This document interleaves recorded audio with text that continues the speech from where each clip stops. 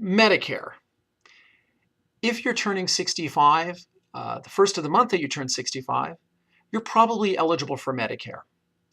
Medicare, there are two parts to original Medicare. Part A of Medicare, which is called the hospital expense, which you get for free. And Part B of Medicare, B like boy, that is called medical expense. And typically, the insured pays a premium for Part B of Medicare. In 2012, Part B of Medicare costs a little over $99 a month. That's the standard premium. Every year that goes up, it's adjusted by Medicare. If you're a high income earner, you may pay more for Part B of Medicare.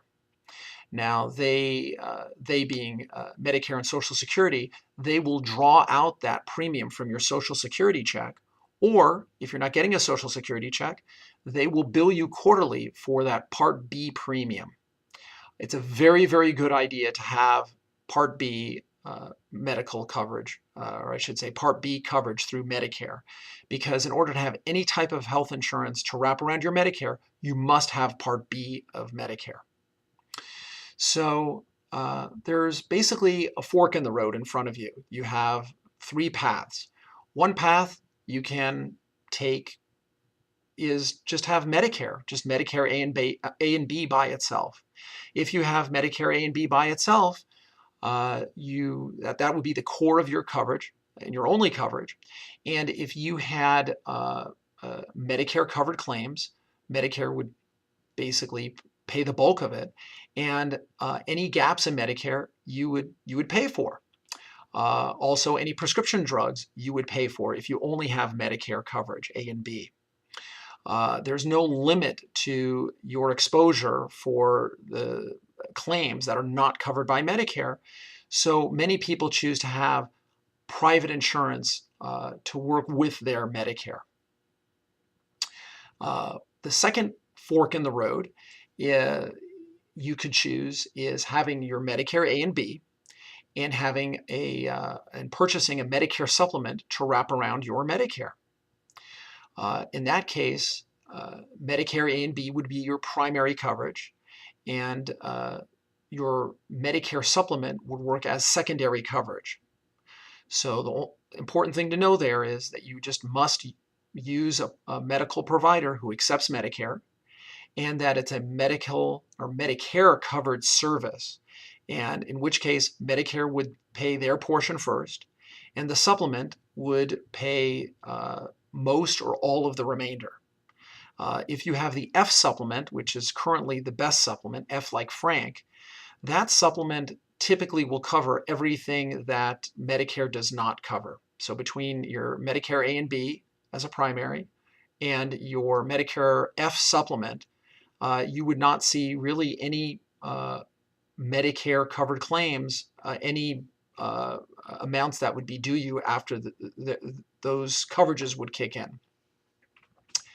Now, your Medicare A and B and your supplement do not cover prescription drugs, outpatient prescription drugs, which are the drugs that you purchase at a pharmacy or by mail order.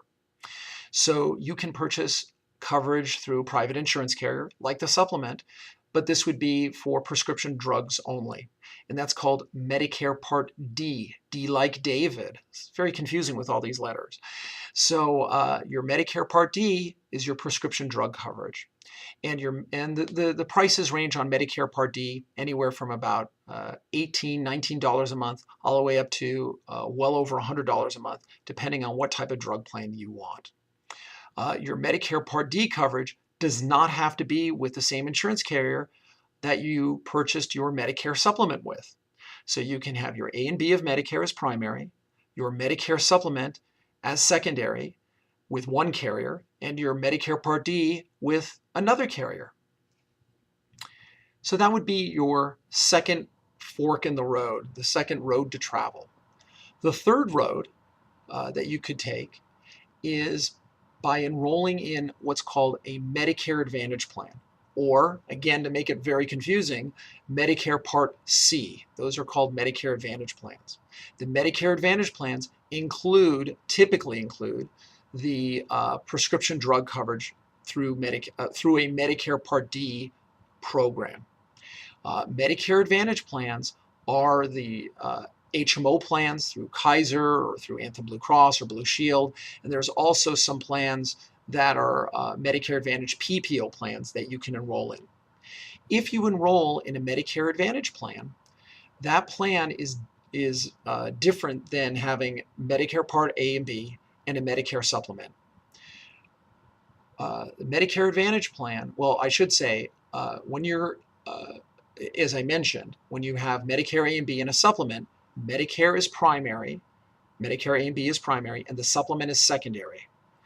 If you enroll in a Medicare Advantage plan, you are assigning your Medicare A and B, you still have to have Part B of Medicare, you're assigning that to the insurance carrier who you're enrolling with under your Medicare Advantage plan.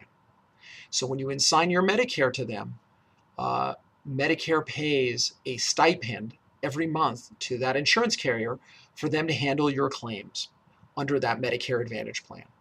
And under these Medicare Advantage plans, you have a more restrictive list of medical providers that you can use.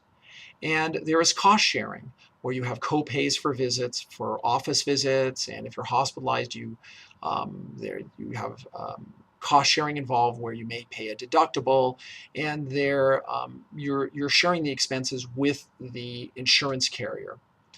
The advantage of this type of plan, the primary advantage is typically they're far less money than purchasing a Medicare supplement and a prescription drug card. The disadvantage is that you have to use this restrictive list of providers, and that under these Medicare Advantage plans, I should say the benefits change year to year. So right now, we know what the benefits are under these Medicare Advantage plans for 2013. However, we don't know what they're going to be in 2014 and beyond. So every year, there's an open enrollment to switch from one Medicare Advantage plan to another. And more on that later. So this is a lot of information. So 3 forks in the road. You got your Medicare A and B, you have Medicare A and B and a Medicare supplement with the prescription Part D, and that third road that you could travel is having your Medicare A and B and assigning it so you can enroll in a Medicare Advantage plan. More on that later.